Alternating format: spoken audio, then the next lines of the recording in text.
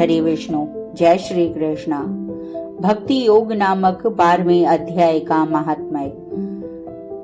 श्री महादेव कहते हैं, पार्वती, दक्षिण दिशा में कोल्हापुर नाम का एक नगर है जो सब प्रकार के सुखों का आधार, सिद्ध महात्माओं का निवास स्थान तथा सिद्ध प्राप्ति का क्षेत्र है।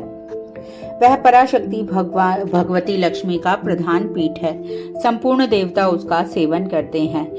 वह पुराण प्रसिद्ध तीर्थ भोग एवं मोक्ष प्रदान करने वाला है। वहाँ करोड़ों तीर्थ और शिवलिंग हैं। रुद्र गया भी वही है। वह विशाल नगर लोगों में बहुत विख्यात है। एक दिन कोई युवक पुरुष उस नगर में आया। वह कहीं का राजकुमार था। उसके शरीर का रंग गोरा, नेत्र सुंदर, ग्रीवा शंख के समान, कंधे मोटे, छाती चौड़ी और भुजाएं बड़ी बड़ी थी।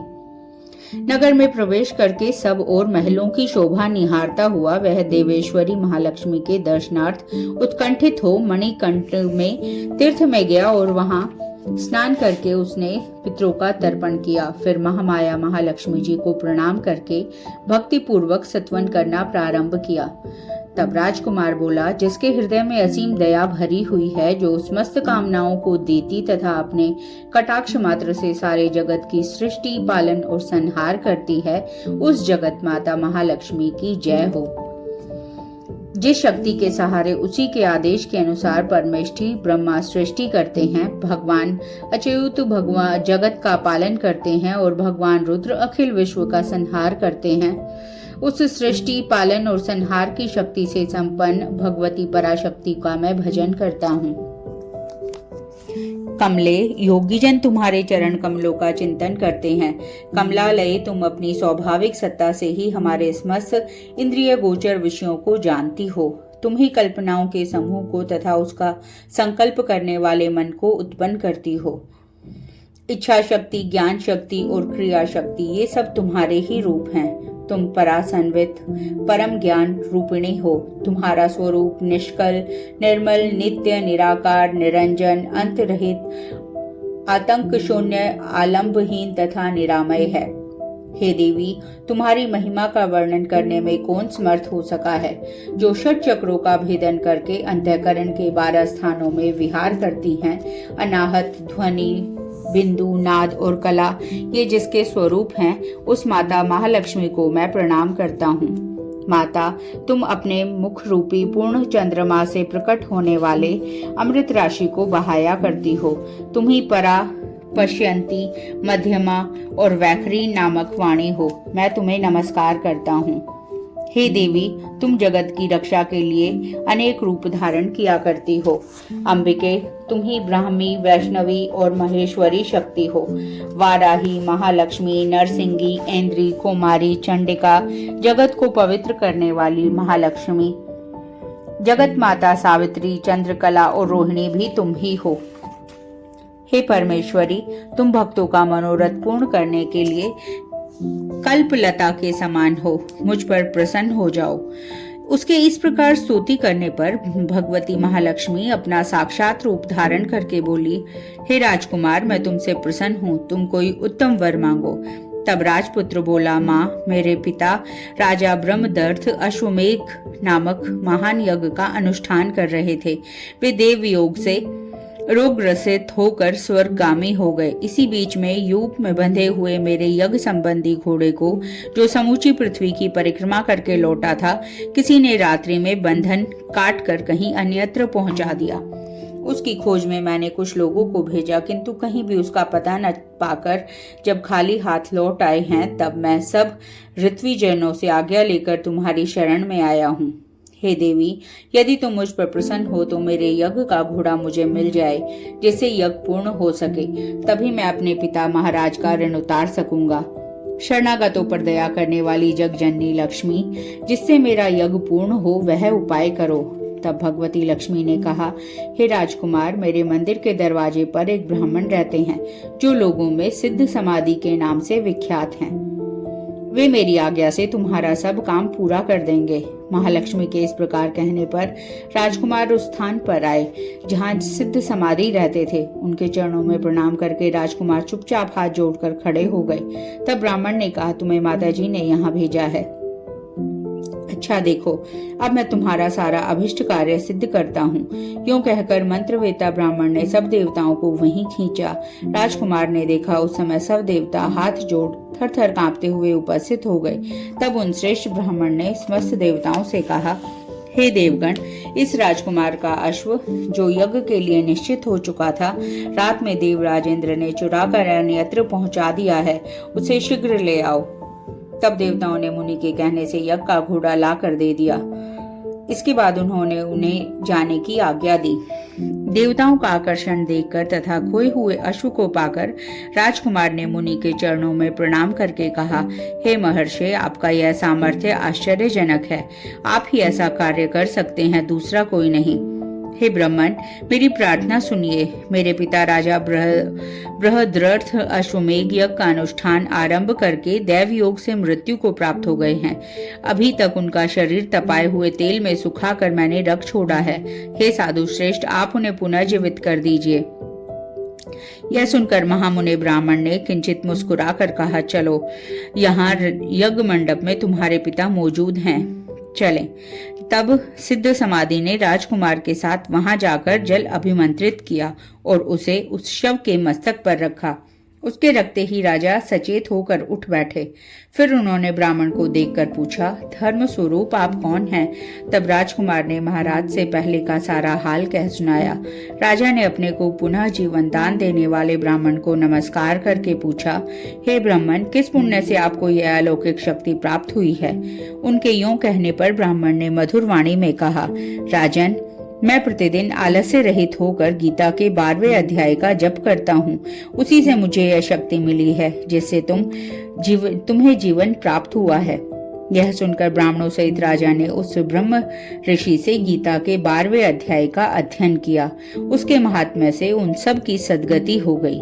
दूसरे दूसरे जीव भी उसके पाठ से परम मोक्ष को प्राप्त हो चुके हैं। जय श्री हरे विष्णु। श्रीमद् भगवद गीता भक्ति योग नामक 12वें अध्याय का हिंदी पाठ। इस प्रकार भगवान के वचनों को सुनकर अर्जुन बोले, हे मनमोहन, जो अनन्य प्रेम भक्तजन इस पूर्वोक्त प्रकार से निरंतर आपके भजन ध्यान में लगे हुए आप सगुण रूप परमेश्वर को अति श्रेष्ठ भाव से उपासते हैं और जो अविनाशी सच्चिदानंद घन निराकार को ही उपासते हैं, उन दोनों प्रकार के भक्तों में अति उत्तम योगविद्ता कौन है? इस प्रकार अर्जुन के पूछने पर श्री कृष्ण भगवान बोले, हे अर्जुन, मेरे में मन को एकाग्र करके निरंतर मेरे ध्यान भजन में लगे हुए जो भक्तजन अतिशय श्रेष्ठ श्रद्धा से युक्त हुए मुझ सगुण रूप परमेश्वर को भजते हैं, वे मेरे को योगियों में भी अति उत्तम योगी मान्य हैं, अर्थात उनको मैं अति श्रेष्ठ मानता हूँ। और जो पुरुष इंद्रियों के समुदाय को अच्छी प्रकार वश में करके मन बुद्धि से परे सर्वव्यापी अकथनीय स्वरूप और सदा एक रस रहने वाले नित्य अचल निराकार अविनाशी सच्चिदानंद घन ब्रह्म को निरंतर एक ही भाव से ध्यान करते हुए उपासते हैं, वे संपूर्ण भूतों के हित में रत हुए और सब में समान भाव वाले योगी भी मेरे को ही प्राप्त होते हैं। किंतु उन सच्चिदानंद घन निराकार ब्रह्म में आसक्त हुए चित्त वाले पुरुषों के साधन में कलेश अर्थात परिश्रम विशेष है, क्योंकि देह अभिमानियों से अव्यक्त विषयक अति दुख पूर्वक प्राप्त की जाती है, अर्थात जब तक शरीर में अभिमान रहता है तब तक शुद्ध सच्चिदानंद घन निराकार ब्रह्म में स्थिति होनी कठिन है। और जो मेरे परायण हुए भक्तजन संपूर्ण कर्मों को मेरे में अर्पण करके मुझे सगुण रूप परमेश्वर को ही तैल धारा के सदृश अनन्य ध्यान योग से निरंतर चिंतन करते हुए भजते हैं, हे अर्जुन, मेरे में चित्त को लगाने वाले प्रेमी भक्तों का मैं शीघ्र ही मृत्यु रूपी संसार समुद्र से उद्धार करने वाला होता हूँ। इसलिए हे अर्जुन, तू मेरे में मन को लगा और मेरे में ही बुद्धि को लगा। इसके उपरांत तू मेरे में ही निवास करेगा, अर्थात मेरे को ही प्राप्त होगा। इसमें कोई भी संशय नहीं है। यदि तू मन को मेरे में अचल स्थापना करने के लिए समर्थ नहीं है तो हे अर्जुन, अभ्यास रूप योग के द्वारा मेरे को प्राप्त होने के लिए इच्छा कर। यदि तू ऊपर कहे हुए अभ्यास में असमर्थ है तो केवल मेरे लिए कर्म करने के ही परायण हो।